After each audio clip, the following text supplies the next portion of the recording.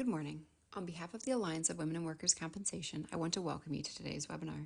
Today's webinar is entitled Rise and Resilience, Bringing Inspiration. This is a pre-recorded TED Talk style webinar that is being broadcast today, June 6, 2024. Before we get started, I would like to thank our corporate sponsors for their support on hosting events such as this. They support us not because they want their logos up on the screen, but they support the cause, which is to effect positive change in the workers' compensation industry through supporting, networking, mentoring, and collaboration. The Alliance is inclusive of all professionals in workers' compensation, regardless of career stage, with the belief that we can all learn from and support each other. Our theme this year is Ignite Your Potential. Please be sure to head to the Alliance website for all upcoming events. We will be hosting webinars, collaboration sessions, and in-person events throughout the year as we provide resources and speakers to help you ignite your potential. Be sure to check back on our website for registration details, and if you can't make an event, we will record all events and make available on the website. The Alliance has grown so much each year, and this year is no exception.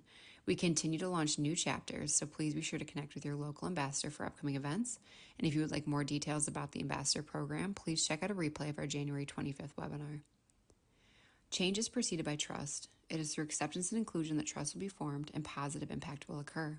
The Alliance is committed to creating a safe space in the workers' compensation industry for women of diverse backgrounds and experiences through a shared culture that integrates various perspectives. This is who we are and who we will be. The time to do better and be better is now. The Alliance understands that diversity is a journey that will take time to make meaningful changes for our organization, its followers, and supporters. We will be intentional in making progress along our key pillars of change. Learn more about the Alliance's DEI initiatives by checking out a replay of our February 29th panel discussion with the DEI Committee.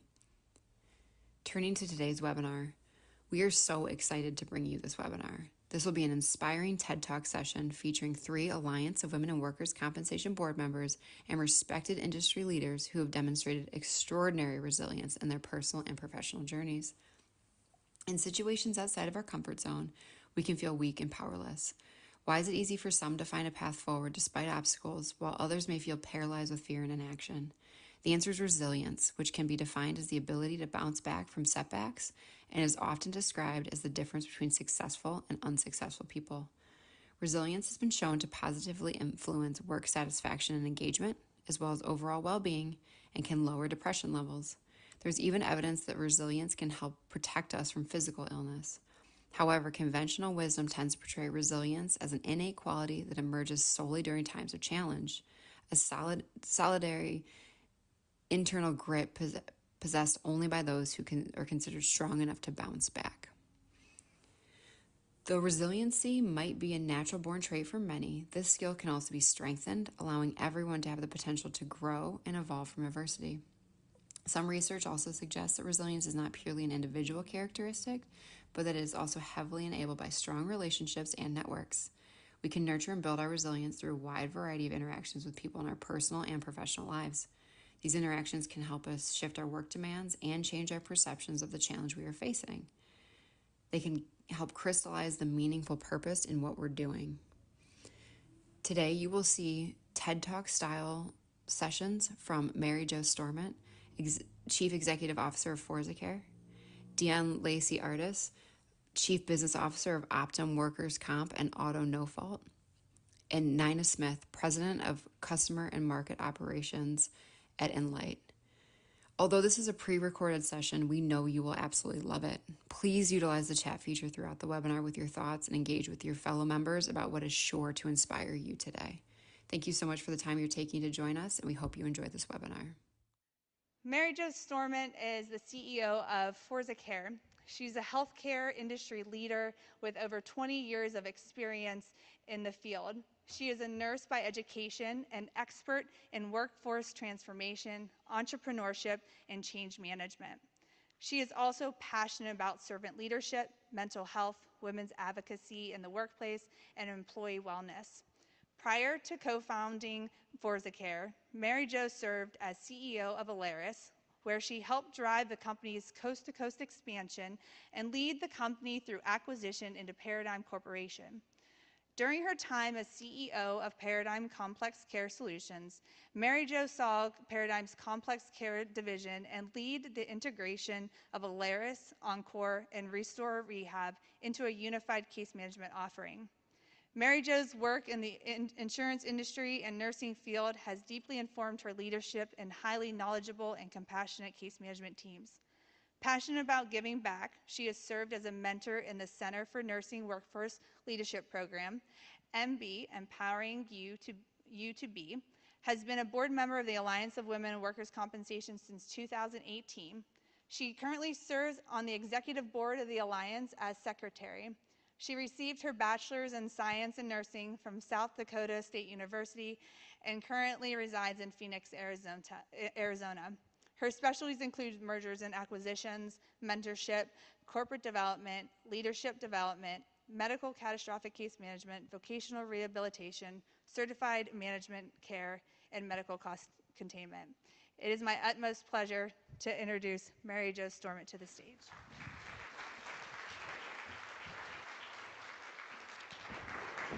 Thanks, Jen.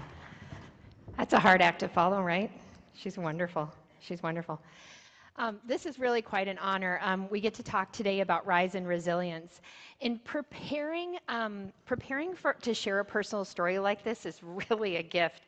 It allowed me to wander through all of those things that Jen just talked about and really think and reflect on successes, failures, times of great angst, and times of great joy. One of the things that really became apparent to me as I was preparing for this is my husband's words that he often speaks to our family.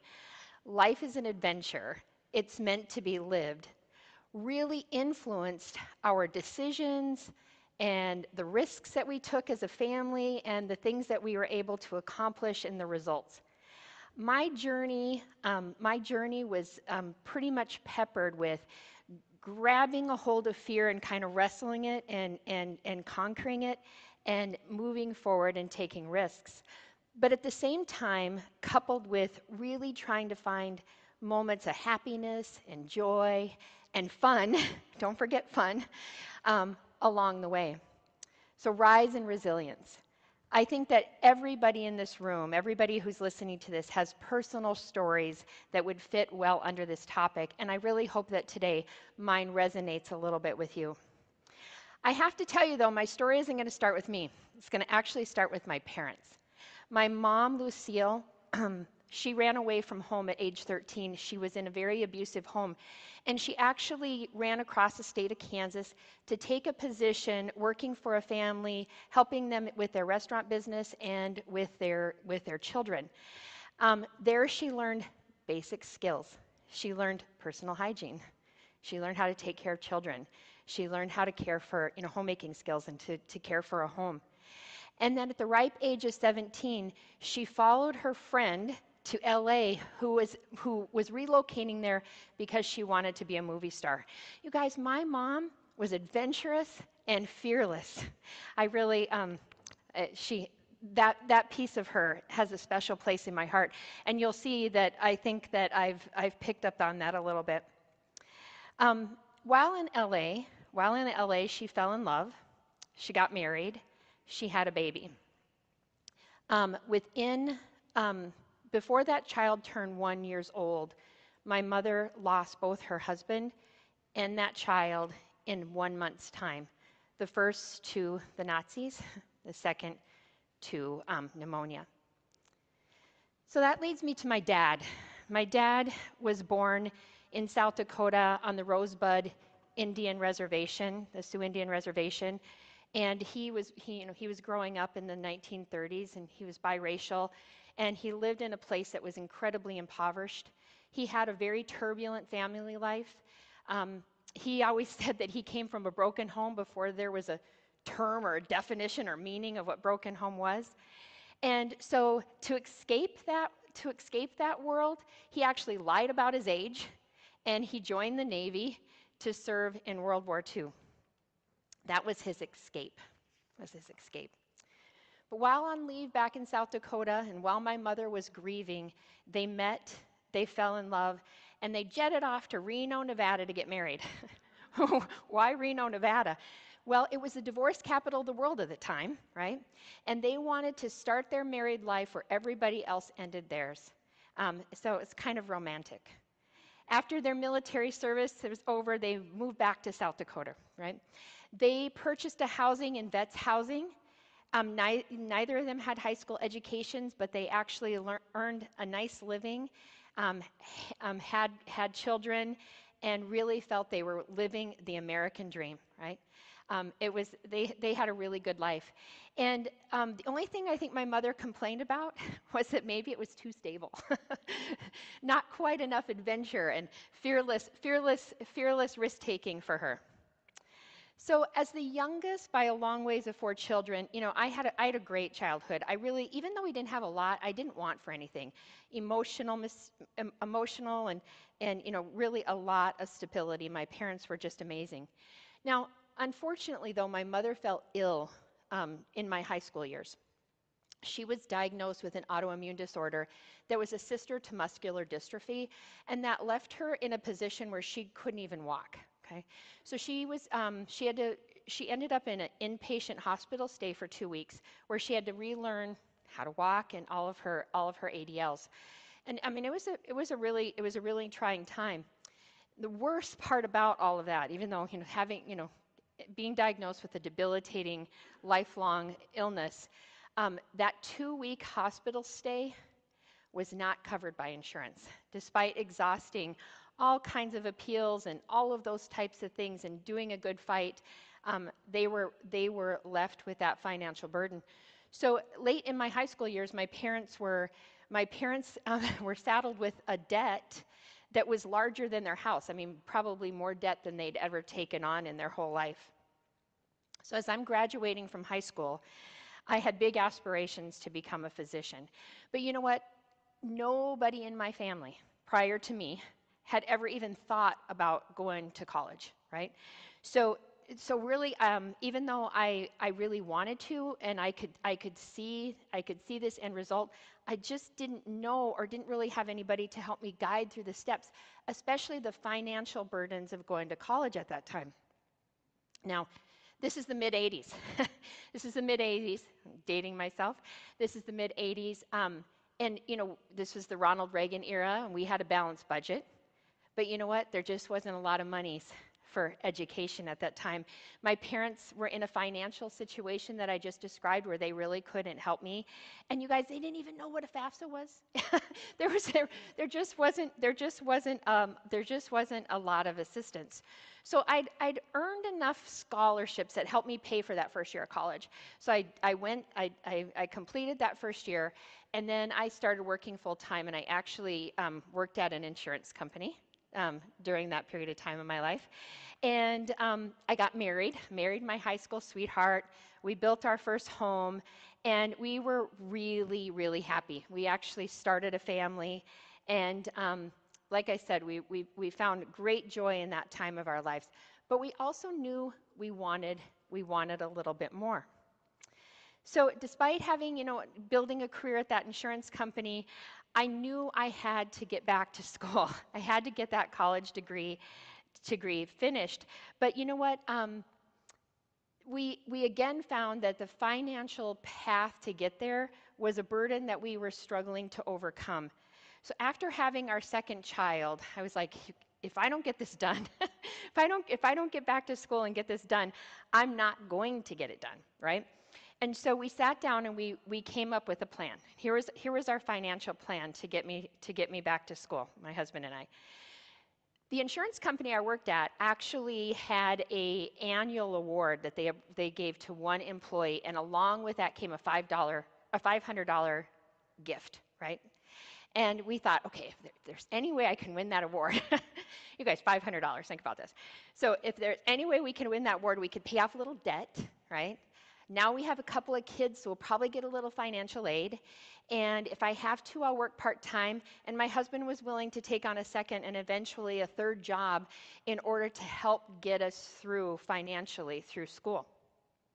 But I had to win that award. So, think about that. The cornerstone of my career was hinged on that $500. Well, as the story goes, luck has it, I did win that award, and we were able to put our plan into action, and we moved forward, and I started my college career. Now, my motivation to rise and our ability, mine and my family's, to be resilient was deeply tested during those college years. First of all, um, at the end of my sophomore year, we had our third baby. Yeah, I had a baby during college. And it wasn't my first one, it was our third one. And it was planned. I will tell you it was planned. He was born May 17th, right after finals. That's good planning, right? He was born May 17th, right after finals. So, that was, having children, having a new baby during nursing school, that was a challenge. I always gravitated towards leadership roles, right? So at the end of my sophomore year, I was elected to be the vice president of the Student Nursing Association, which was great. And I was really looking forward to, spending a year as the vice president and then moving into the presidency my senior year. And, despite all the burdens and things we had at home, it was just something I really wanted to do. And tragedy struck that same summer that I was home with with our third baby. And one of our classmates who was serving as the president was killed unexpectedly in a car accident. And that was tragic. We were in a small nursing school. Losing a classmate was really hard. In addition to that, I lost that mentor for that leadership role, and it propelled me into this presidency, which I ended up serving 2 years then as the president, just because of that situation. But it was an additional heartbreak and additional burden as I went through nursing school.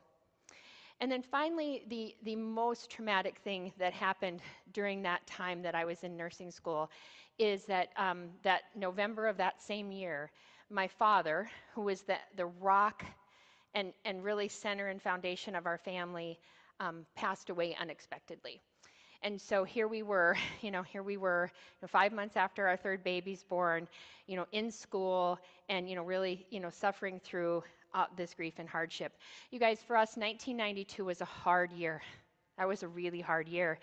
And, but I had the support of my husband and my broader family, and we pushed through. We rose and we were resilient. So 9 years after I graduated from high school, I earned my bachelor's degree in science and nursing. This was a proud moment, not just for me, but for my whole entire extended family.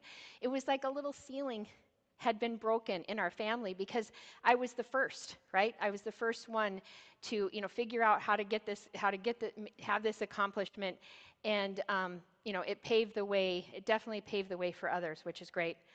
From there, of course, as the story goes, I went to work as a nurse at the hospital. Didn't stay there long. Through some risk and decisions, took a position in case management. Worked as a case manager, relocated our family to take a branch manager position. I will tell you guys, during that time of relocation, my husband then was able to go back and pursue his secondary education. By this time, we had 4 kids, right? A budding career in a new city where we now didn't have the support of our extended family and 4 kids, right? If there was an easy path, you guys, we went the opposite way, right? I think we took the hardest path possible, but you know what? We were happy on that path. We found moments of happiness and great joy and time together as a family. We were motivated, we were driven, and we continued to rise together. In the year 2000, 5 amazing women got together and decided that they were going to start a new company called the Alaris Group, and you heard a little bit about it from Jennifer.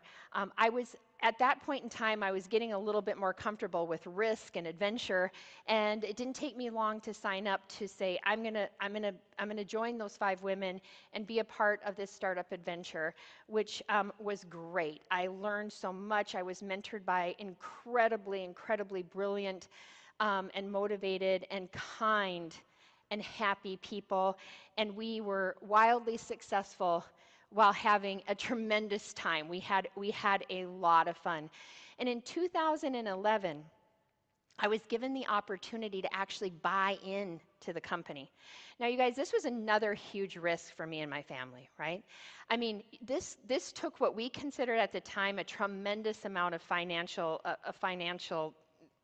obligation, and it required us to go into debt. But again, we looked at the opportunity, and we evaluated it, and we just put it all on the line and bet on ourselves and move forward fearlessly. And it was really a great decision. Soon after that, soon after that, as I was now in ownership of the Alaris Group, which before that had always been governed by the 5 women as an equal board. They didn't have a hierarchical structure. But we were working with outside counsel or outside advisors, and we were advised that, you know what, in order to get over the growth hurdles that you're currently looking at, you got to this 5 equal ownership thing is cool, but it's time to really put in some formal hierarchy, right?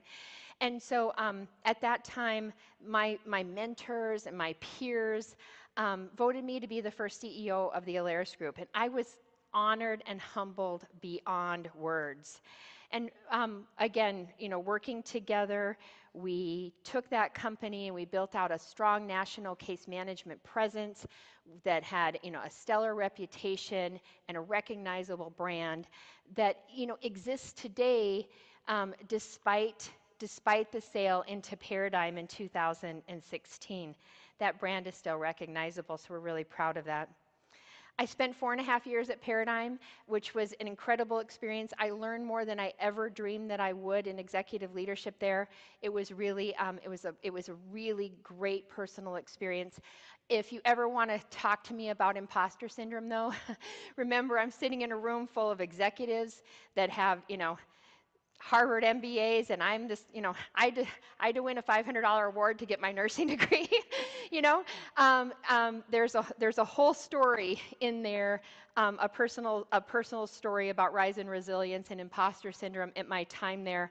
But again, it was a fabulous time, fabulous people, putting together a really stellar product. And then COVID came, and I had kind of put some time in there, and it was really, there was an organic break, and it allowed me to step aside, and I decided to retire in 2021. And I'll tell you what, of all the things I've done and all the risks that I've taken and all the times that I put it on the line, this was a time my family just went like this. There's no way, Mary Jo, that you can retire. They just couldn't even fathom me slowing down. And but it was really good for me. That time that I stepped away was really fabulous. I spent some wonderful time with family and friends, and really had an opportunity to learn to take better care of myself and really understand how to experience joy and happiness while leaning into the moment, no matter where you are and where you're with. I thought that was an incredible time. But it wasn't meant to be, to stay retired for very long. My now and then business partner, Tony Delich, and the wonderful Jennifer Ryan, who you just heard from, decided in the late fall of 2022 that we had one more adventure to live, and that is lifting up the company Forza Care. So fearlessly, we went all in again. We just decided to go all in again, and I mean all in. We don't have any outside funding, so when I say all in, I do mean all in. And we're about 18 months into this adventure, and I will tell you, stories about rising and resilience occur every day in a startup. But where there's joy, resilience, passion, grit, happiness, fun, you guys, success follows. Success follows.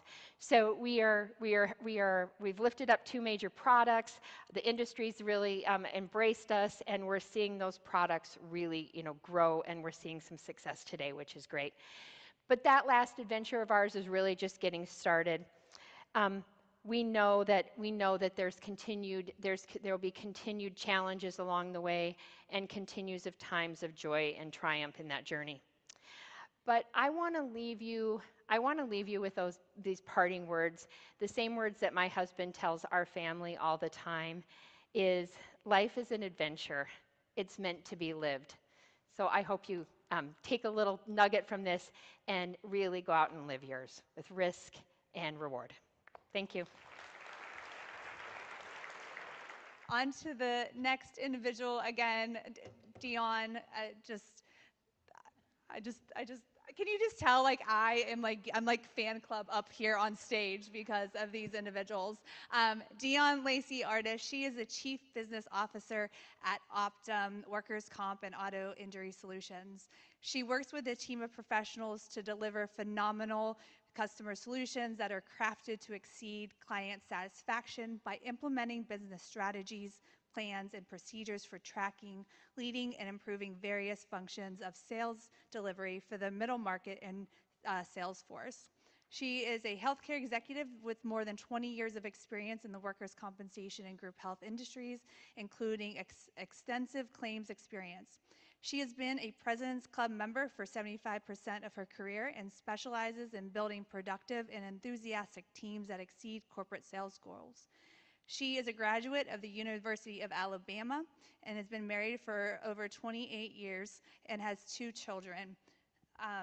While not working, when she's not working, besides spending time with her family, she enjoys watching soccer and football, home projects, traveling to World Cup games, and catching up on her favorite Netflix show. Please welcome to the stage, Dion.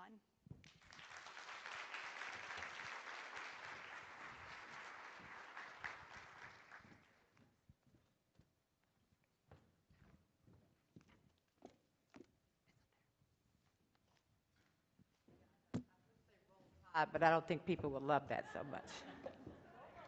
Roll Tide.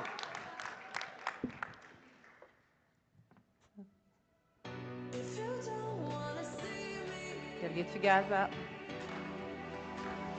Did a full 180, crazy, thinking about the way I was. Did the heartbreak change me?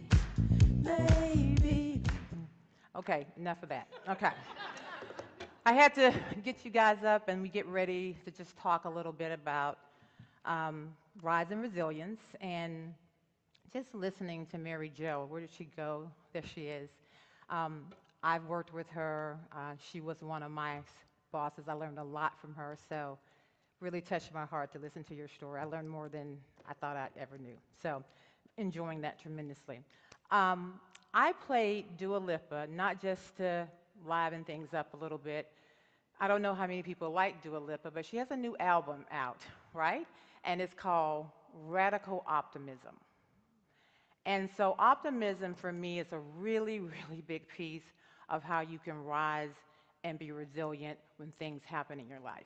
So I thought, well, how would I go about talking to people about some of the things that had happened in my own life and my career that could resonate and possibly tell my story?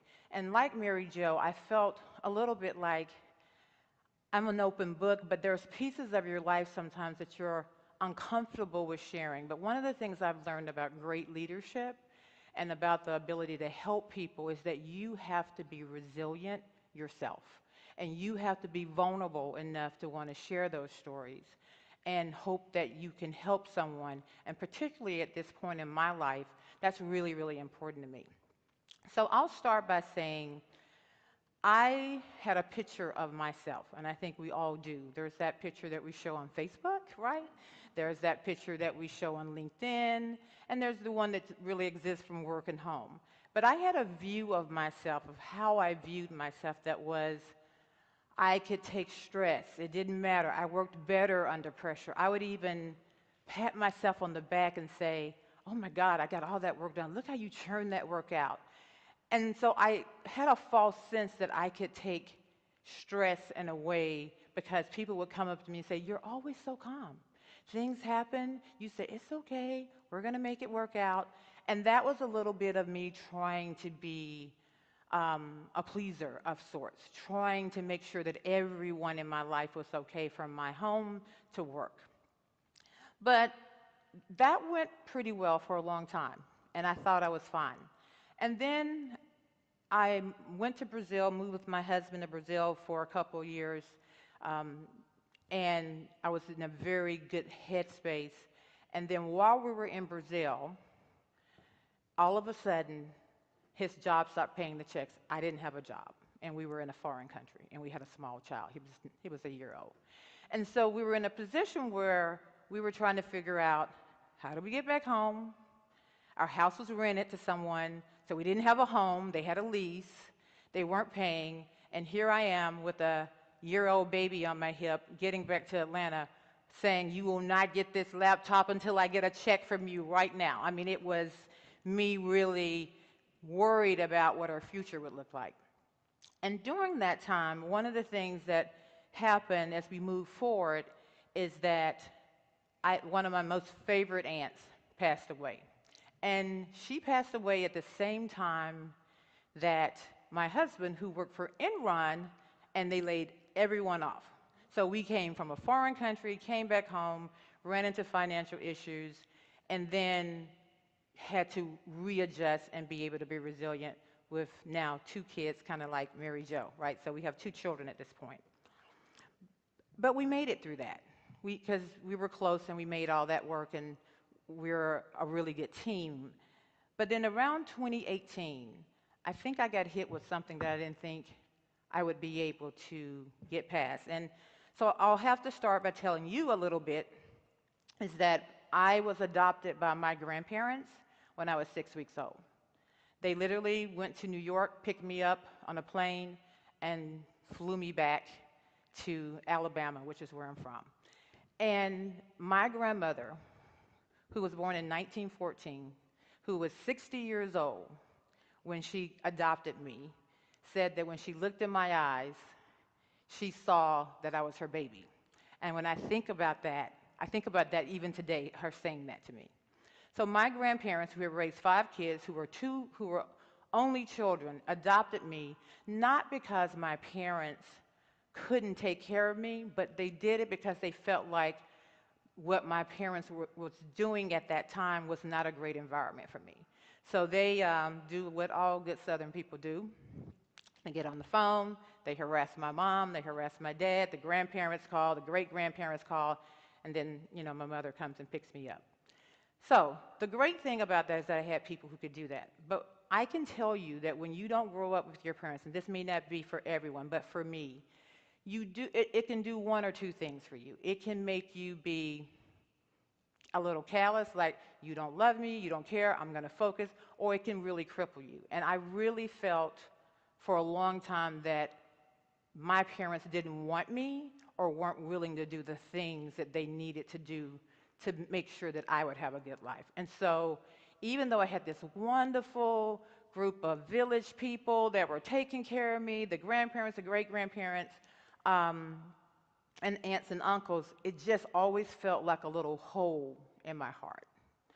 And so that made me have a really difficult relationship with my mother. So as time goes on, what happens is that she literally, my sister, I have a sister, a younger sister, she can't take care of her sons, 2 actually. So one of them is 8 years old at the time. I take custody of him. I've already got 2 kids of my own, one in high school, one in college. And then she had another son who was in college here in California, actually right down the street. And so I was stressed with all of taking care of my family, but I was also resentful. And I'm honest enough to say that because I was resentful that someone who, I felt like my mom should be helping out with that position, and she wasn't, and I felt like it was all on me. Then I got even more resentful because during that time, I was diagnosed with an autoimmune disease. So I wasn't feeling the best. I have a job where I travel. I'm on the road all the time. And I've got 4 kids now, 2 of mine, others, nephews, that I'm taking care of. And then once I started to go through that, I started to notice that my mother was sending money to someone who was scamming her. She hadn't paid her house note in 3 months. They were about to foreclose on it. We went into her accounts. I got power of attorney. She siphoned $80,000 out of her account in 6 months. She was literally taking cash, putting it in envelopes, and putting it in the mail to people. Cash money. We didn't even know where it was going. So if anyone's ever dealt with someone who has dementia, and my mom had vascular dementia, it is a really horrible thing to go through. And they can be so incredibly hurtful and mean. So I was starting to feel like, could I manage all of those things and still have the responsibility of the job that I needed to do for work? I had a responsibility not only to my organization that I worked for, but I had a responsibility to my people. People's jobs and their livelihoods depended on me doing my job well. And I take that very seriously. I still take it very seriously. And so I came to a conclusion. The thing that has always kind of gotten me through as I've gone through certain things is the ability to say, it is what it is. And we were having that conversation today. And to be able to say, it's a choice to be happy, and it's a choice to be angry, right? And so I had to, one of the biggest pieces about optimism is really about learning to forgive and having gratitude. Because rather than me looking at my mother as I was there struggling to eventually, put her in a facility as we were working through that, and all of those things, what I really learned about myself is that I should have been grateful that I had people in my life in a village that was there to take me to make sure I had a wonderful life. And I did have a great childhood. Children always are resentful and want things that they don't have because you think your friends have it and you think you want it. But what my grandparents gave to me, which they were Depression-era people growing up in the South, is an incredible work ethic. An incredible work ethic. And they emotionally prepared me to deal with things. And, they would always say to me, if whatever is put on you, God won't put more on you than you can bear, right? And I think we all think that sometimes, and that's true. But I do think having a tribe, having people, if you want to rise and go, you need a tribe of people to be able to stand up and help you and sponsor you and tell you to support you. That's a really big piece of being resilient as well. And there is a piece that if you look at optimism just as a term in itself, what optimism really says to people is that people who are optimistic will say, I am in a position to change what's going on. Because nothing is more important than change, and you have to adjust to it. And when you have an optimistic sight and you can look at things from a different perspective, it's a great way to build upon that, to be able to move forward. And that's what you really have to do to be able to rise and have resilience. Mary Jo talked a little bit about this happened, here was the next step. This happened, here's the next step. That's really what you have to do, because you don't get to change what's happening in the world. We didn't ask for the pandemic. It happened, and we all had to get really, really resilient around that. Our children had to get resilient around it. But what you do is you say, here's the factors, and how can I move past that? And I think that is the core of Rise and Resilience and having a support group. There's a lot of things I say to my children that they hate.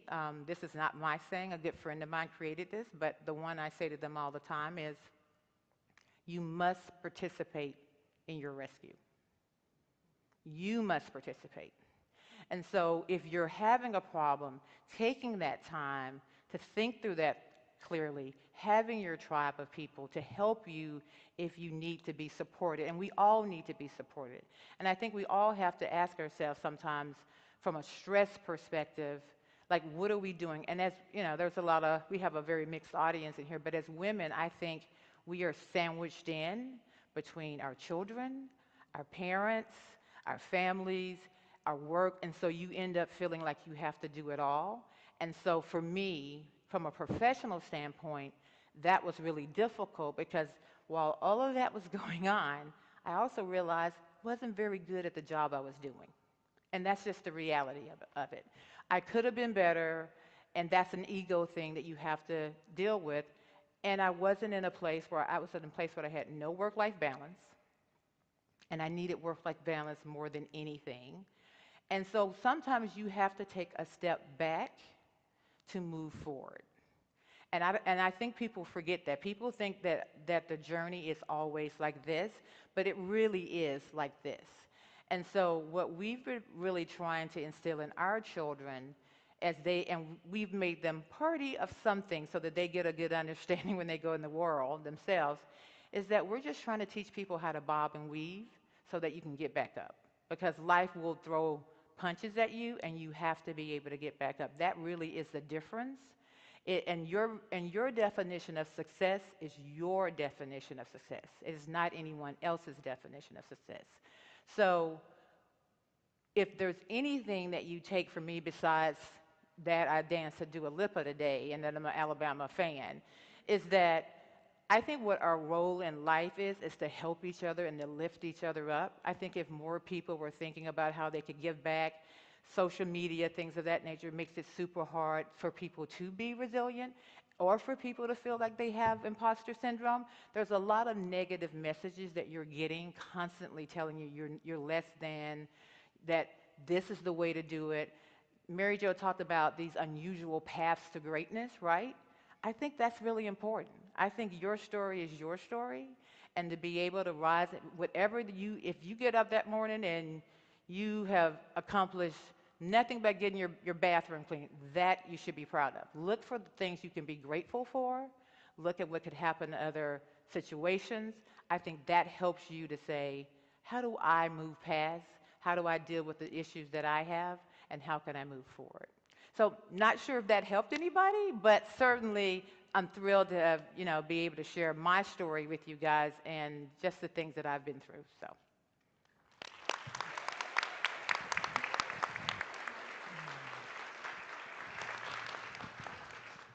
All right, so we're on to our last speaker, and as we're thinking through, who to have speak at this event, really trying to be intentional on like the journeys, and I'll say Nina was the first person I thought of because selfishly, I started this industry when I was in 2006, and about 3 years into my career, very, very young, right out of college, Nina, and I'll talk about her background, but started at Mitchell Enlight now, and the first time I met Nina, I mean, her presence and her confidence level and just the way she spoke and her career that is what I aspire to be. And so throughout my career, she has been somebody that I have always looked up to, and I've just had the honor to get to know, and I'm excited for you to hear her story as well today. But Nina is the president of customer and market operations at Enlight. In this position, she leads all customer and market-facing operations for the workers' compensation and auto casualty markets. She oversees a unified team of sales, client services, account management, marketing, and sales operations for Enlight casualty products and services, including those of the great Enlight companies of Genex, Coventry, and Mitchell. As a passionate, customer-centric business executive, Nina brings to Enlight over 35 years of focused leadership in client satisfaction and operational excellence within the technology sector. In addition, Nina is a founding member and board member of the Alliance of Women in Workers' Compensation, supporting its diversity, equity, and inclusion initiatives. In 2017, the women's advocacy group Athena San Diego recognized Nina with its annual Individual in Technology Award due to her commitment to the advancement of women in technology. Prior to joining Mitchell, Nina served as division president of Sage Software North America, a leader in business management solutions. She has also held multiple leadership roles at Xerox Corporation, rising from product marketing manager to vice president general manager, ultimately serving as chief marketing officer. Nina holds a Bachelor's of Art Management from the University of Redlands in California. Please help me welcome to the stage Nina Smith.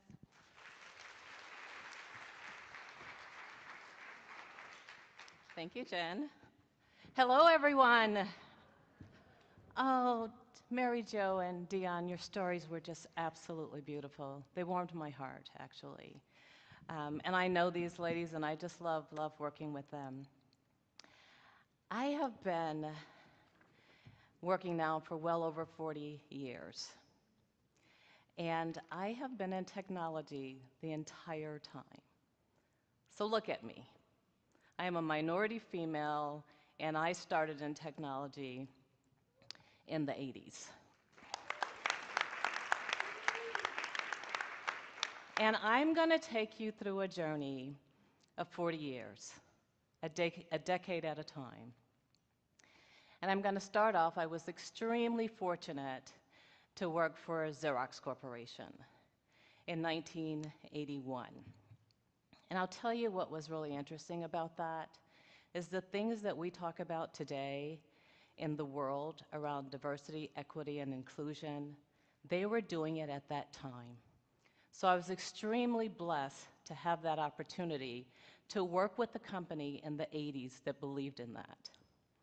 So I'm going to tell you some stories about my career. I'm going to start with in the 80s. How many of you guys remember the 1984 Olympics here in Los Angeles? Well, I am just starting off my career. I'm in corporate marketing, and I'm working here in California, and we're going to handle the Olympics for Xerox. So it's going to be our customer event, it's going to be our sales excellence event, and so here I am, new to my career, very young, and my boss, who was the head of corporate affairs, said, oh, we're going to bring in a new candidate for this role. And I'm going to go to corporate in Connecticut, and we're going to talk about who that candidate is, and we're going to bring the right person on. And then I'm going to go on vacation. So I went in his office, and I said, I'd really like that role. And he said, I don't think you're ready for that role. And so it's like, okay, here we go. You're going to hear that a lot, right? We're not ready for a role. So he left, and I did the role. He was gone for 3 weeks. I literally set up the structure. I started answering the phone calls, and I literally did the job. And when he got back from vacation, he said, oh, you're doing the job? Well, I guess we have to give you the job. And so I actually led the Olympics very early in my career in a $20 billion company. And it was because I went out there and I was like, I want this job. But it was also just great, great visibility. Can you imagine, being so young and doing that and just being given the opportunity? And it was really all because, you have to ask for what you want. And sometimes, not sometimes, but all the time, we have to prove it. And particularly being a minority female, you have to prove it every day of your life. I don't care if it's 1980 or 2024. Like, there's always someone saying, you can't do it, why you, you're not ready, and so forth. So my number one lesson from the 80s around resilience is ask for what you want. But you always, always, always have to deliver results. I mentor people, and I tell myself this every day. First off, every day is a gift, but you have to deliver results. No matter what you do, you have to deliver those results. So that was the 1980s, and I had many other situations where people told me that, I didn't have the potential. I remember going into a vice president's office, and there was a job, and I said, oh, I'd love to have that job, right? And this guy looked me in the face and said, you don't have the potential. Like, how could you tell someone they don't have the potential? Well, of course, it just gave me more energy to really go after it. And the good news there is that he did give it to a male, and that male ended up working for me about 10 years later. So now I'm going to go into the 90s. So I was Xerox again. They decided they wanted to grow their own general managers. And I was fortunate enough to be put in that program, and it was a rotational program.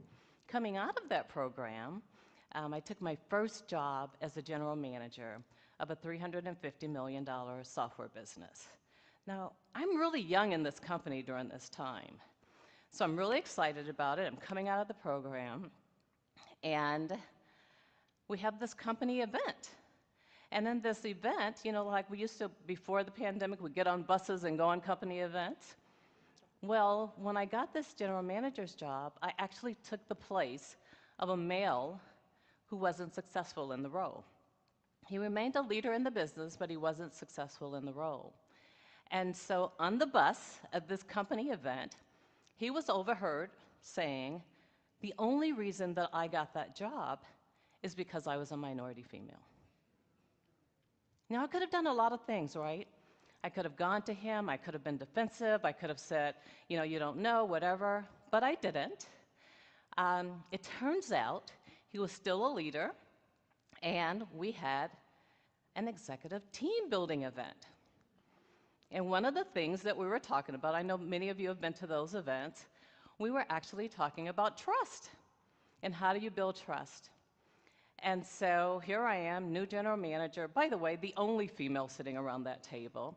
And he was around the table, and I said to him, and I said his name, so I said, "I understand on the bus, you actually said that I only received this general manager's job because I was a minority female." Dion's probably thinking about this because she's worked with me and she's told me some things about this. But I was very direct, but I was very kind, and I wasn't defensive. Like, I didn't go to him and say, you did this and I'm this. I was just being direct, and it's like, why would you say that, right? The good news is that we became friends, and of course he apologized. And it was just one of those things where I just felt like you have to actually have conversations with people, and you don't have to be defensive. There's always people are always saying things, but in the kindest way, you could actually go in and have the conversation. And for me, the lesson there was really around courage, just having courage, right? And being really courageous and just standing up and having that conversation and just standing up for yourself and just having people to listen to you. And sometimes you have to be, not sometimes, all the time, you have to be transparent. So that was my story there. And I went on to be a general manager. We were great friends. And it was just one of those things that always stayed with me. And then, lo and behold, I'm in the 2000s, 20 years in this company, and I decide I really want to do something else. I want to go into a smaller company. I was so fortunate there. I had many, many different roles. I always had mentors. I always had sponsors. I always had someone that, because we will have challenges in our career where we're not successful in a role. And, sometimes we're going to fail. Those are the good times, actually, because I learned a lot. But you need people to have your back. You need people to have your back when things are going well. You need people to have your back when they're not going well and you're going through a really, really difficult situation. And so when I decided to leave the company and go into a smaller company, I was really excited. Software company here in Orange County, and I went in as the chief marketing officer shortly thereafter. I was running North America, and it was really going well. I was at a smaller company. It was great. There was great things happening. And lo and behold, we had a new CEO. And I was so excited about this CEO because it was a female. And it was the first time in my career that I was going to be working for a female. And I was so excited. And I have to tell you that that excitement waned really quickly. Because what happened is I ended up being the competition. And it was a really, really difficult thing for me, right? Because I'm all about building relationships and getting the team together and doing great things together. And I was so disappointed that, we couldn't, and I've seen this and I've felt this in my career, but sometimes, you really want women to support you, and sometimes that's not the case.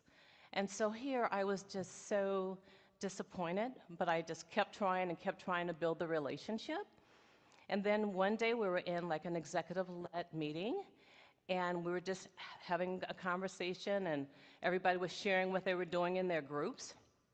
And after the meeting, she actually came into my office, closed the door, and said, "Look, don't ever talk about anything in a meeting that you don't talk to me about first."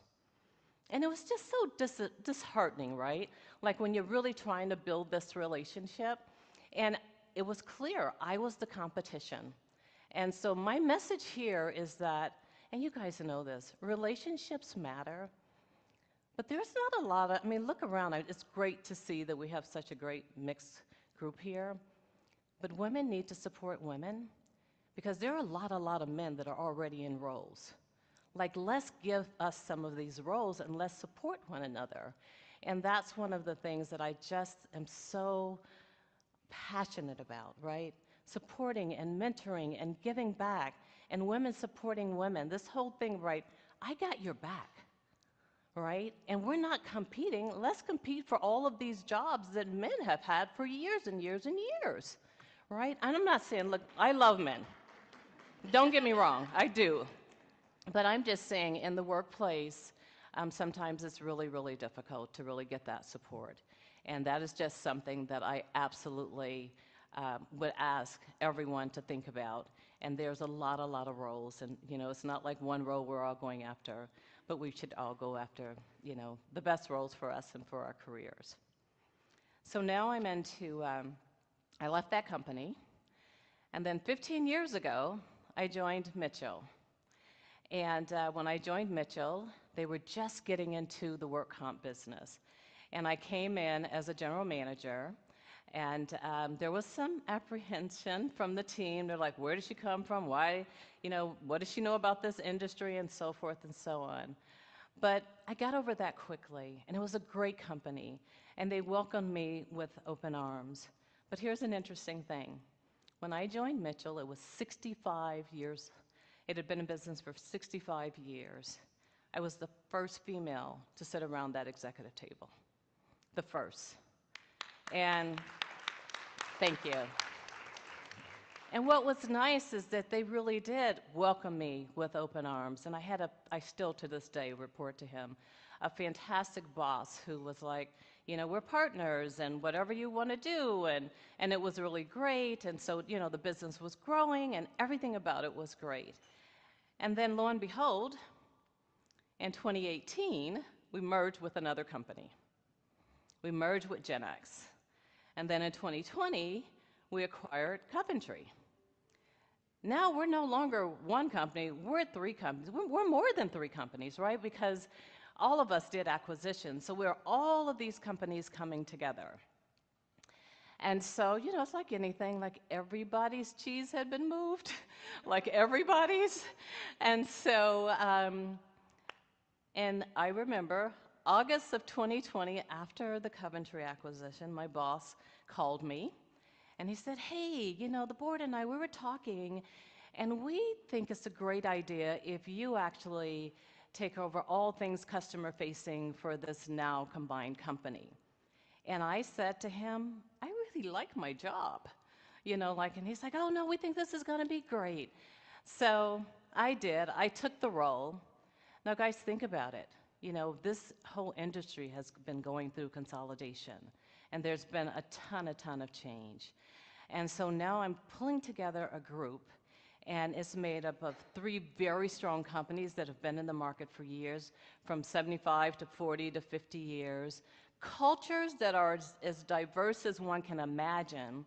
And then, of course, people that are like, well, what's my job? What's this or what's that?